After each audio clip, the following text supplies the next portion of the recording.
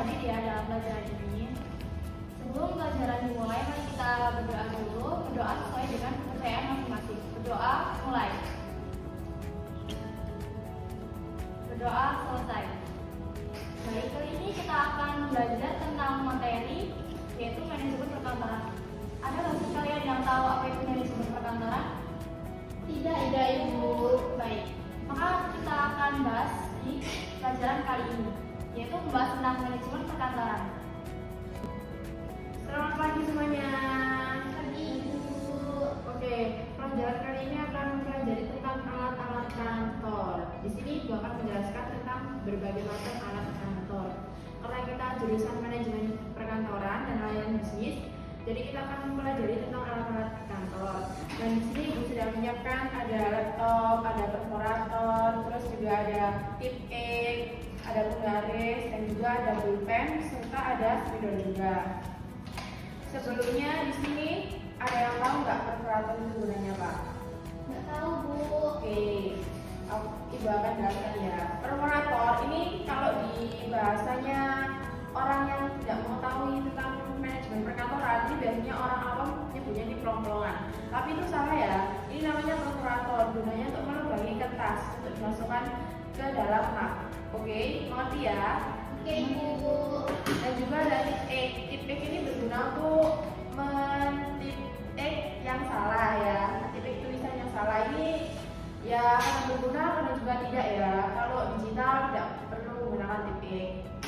Dan juga ada penggaris. Penggaris ini untuk kita mengarsip, kita butuh penggaris ya teman-teman. Mengindeks kita juga butuh penggaris. Dan juga ada pulpen. Pulpen ini kita butuh banget karena untuk mengerjakan sesuatu yang bentuknya tidak digital itu masih menggunakan pulpen ya teman-teman. Dan spidol. Spidol ini buat mengindeks, menandai apa ya, guide, menandai guide yang di samping itu menggunakan spidol karena kalau manual biasanya tidak di-print. Dan juga kita membutuhkan laptop. Laptop ini gunanya untuk mengarsip digital atau guna untuk surat menyurat yang digital, tidak manual. Baik, apakah ada yang ditanyakan dari sini teman-teman? Tidak, Ibu. Baik, tidak ada yang bertanyakan. Apakah printeran apa-apa Ibu? Oh iya, Ibu. Kalau printer itu caranya menginstal di laptop gimana ya, Bu? Maksudnya gimana? Mengonekkan Iya, ya? mengonekkan Oh, gitu. kalau mengonekkan printer itu kan ada itu ya, apa kabelnya itu ya. Nah itu kita tinggal colokkan, terus kita masuk ke dalam, misalnya Word ya, kita masuk ke dalam Word. Nanti di situ ada setting print. Itu kita tinggal mendownload Windows buat printnya, dan itu kita konekkan. Setelah itu di situ kita tinggal tombol print, selesai, kita tombol print. Dan juga terus ada scan ya. Scan itu kita tinggal ada dokumen, misalnya ini buku ya, kita mau scan, tinggal kita letakkan gini aja, kita tekan tombol scan. Sudah selesai? Apa paham? Paham, Ibu. Terima kasih. Baik. Untuk tugas hari ini ya teman-teman, kalian mencari beberapa alat-alat kantor dan jelaskan kegunaannya. Paham? Paham, Ibu. Untuk deadline-nya minggu depan ya, pertemuan selanjutnya bersama saya lagi. Baik, saya akhiri. Wassalamualaikum warahmatullahi wabarakatuh. Waalaikumsalam. Selamat pagi anak-anak. Pagi, Pak. Oke, hari ini kita akan belajar tentang manajemen perkantoran. Sebelumnya, apakah kalian tahu apa itu manajemen perkantoran? Saya, Pak. Apa? Manajemen perkantoran itu tentang cara mengelola kantor, kan, Pak? Ya, benar. Bisa dijelaskan lebih lanjut apa saja yang termasuk? Mungkin seperti mengatur dokumen dan jadwal kerja. Betul. Jadi dalam manajemen perkantoran ada beberapa fungsi penting. Apakah ada yang tahu apa saja fungsinya? Saya tidak tahu, Pak. Bisa dijelaskan? Tentu. Ada empat fungsi utama yaitu perencanaan, pengorganisasian, pengarahan, dan pengendalian. Nah, menurut kalian, mengapa perencanaan itu penting dalam manajemen perkantoran? Karena kalau tidak ada rencana, kerjaan jadi berantakan dong, Pak. Tepat sekali. Dengan perencanaan, pekerjaan bisa lebih terarah. Lalu bagaimana dengan pengorganisasian? Mengapa ini juga penting? Supaya pekerjaan bisa dibagi dengan baik dan tidak ada yang kewalahan. Bagus sekali. Jadi pengorganisasian itu membantu mengatur sumber daya agar pekerjaan berjalan lebih lancar. Lalu apa saja menurut kalian yang termasuk dalam ruang lingkup ini? Mungkin seperti mengelola dokumen dan pegawai, Pak. Ya betul. Selain itu, kita juga harus memperhatikan penggunaan teknologi di kantor dan bagaimana meningkatkan efisiensi kerja. Sekarang coba bayangkan kalian menjadi seorang manajer kantor. Apa yang akan kalian lakukan untuk meningkatkan produktivitas kantor? Mungkin dengan memberikan pelatihan supaya pegawai lebih terampil, Pak. Bagus. Memberikan pelatihan adalah salah satu cara meningkatkan produktivitas. Apakah ada cara lain? Itu Pak, menggunakan teknologi yang lebih modern agar pekerjaan lebih cepat selesai. Sangat baik. Penggunaan teknologi dapat membantu pekerjaan menjadi lebih efisien. Kesimpulannya, manajemen perkantoran mencakup berbagai aspek penting, termasuk pengelolaan dokumen, sumber daya manusia, teknologi, dan efisiensi kerja. Ada pertanyaan sebelum kita akhiri pelajaran hari ini? Tidak Pak, saya jadi lebih paham tentang manajemen perkantoran. Bagus. Kalau begitu, tugas kalian adalah membuat rangkuman tentang fungsi dan ruang lingkup manajemen perkantoran. Selamat mengerjakan. Selamat pagi anak-anak. Gimana kabar kalian hari ini? Baik, Ibu.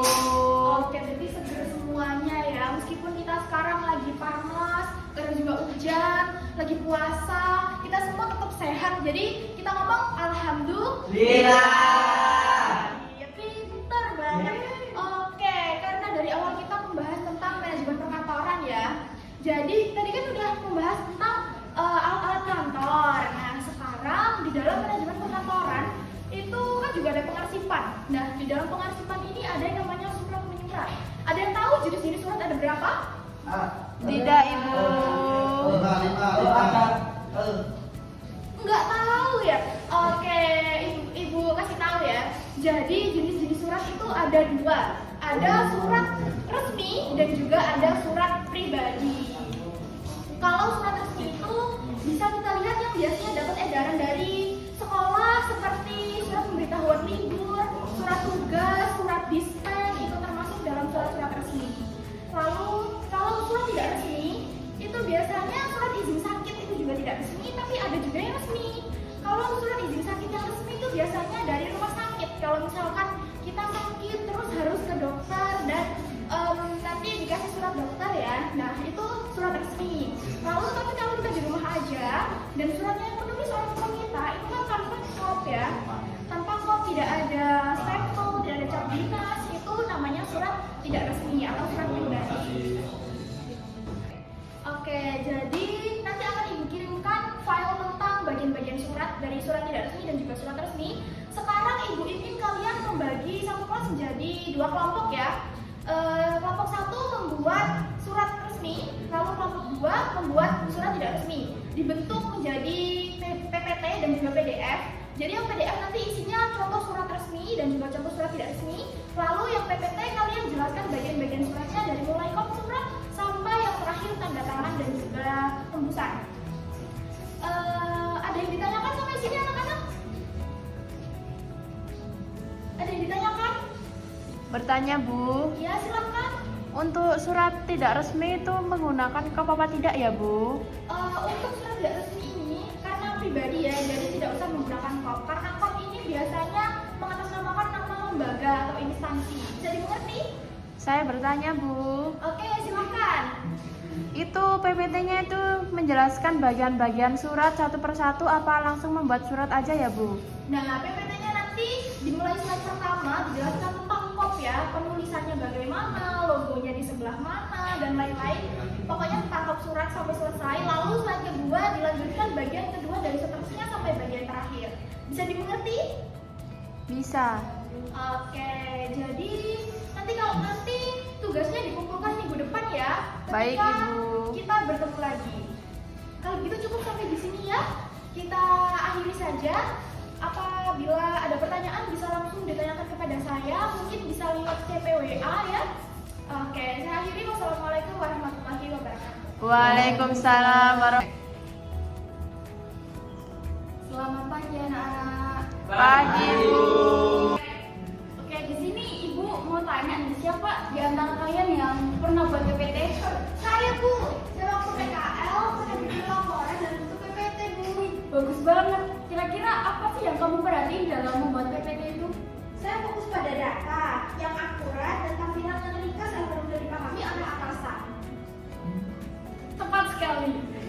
Dalam dunia FPLB, kejelasan informasi itu kunci. Bagaimana pendapat kalian tentang penggunaan Canva untuk presentasi?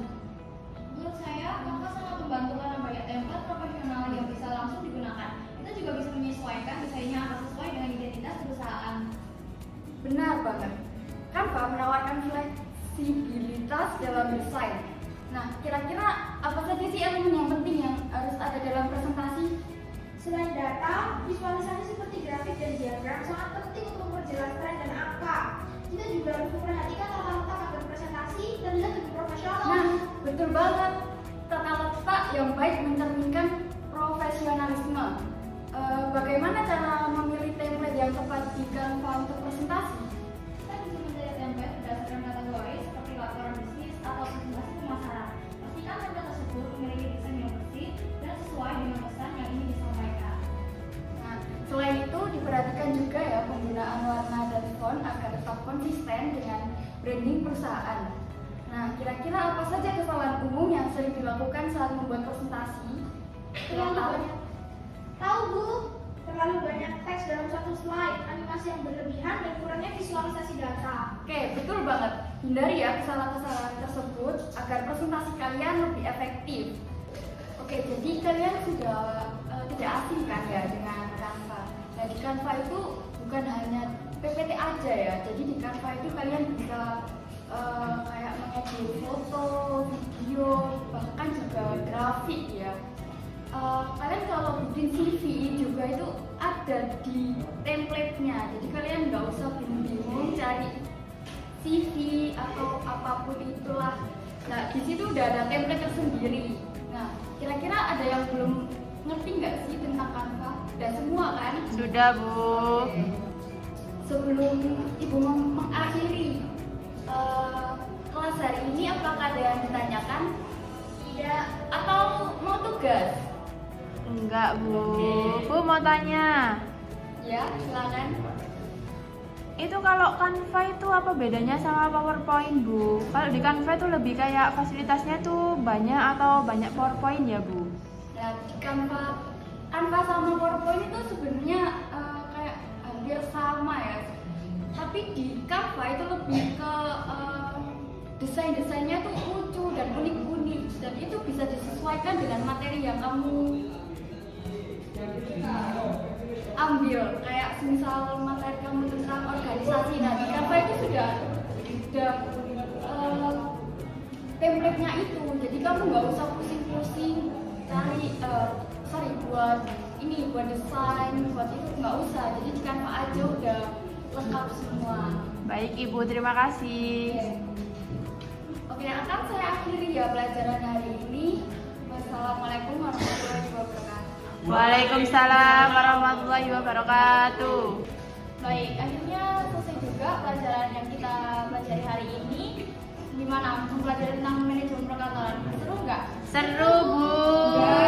Jadi banyak yang kita pelajari hari ini, yaitu tentunya tentang surat menyurat, kemudian alat-alat kantor. Jadi kalian bisa mengetahui jadi manajemen perkantoran itu seperti apa.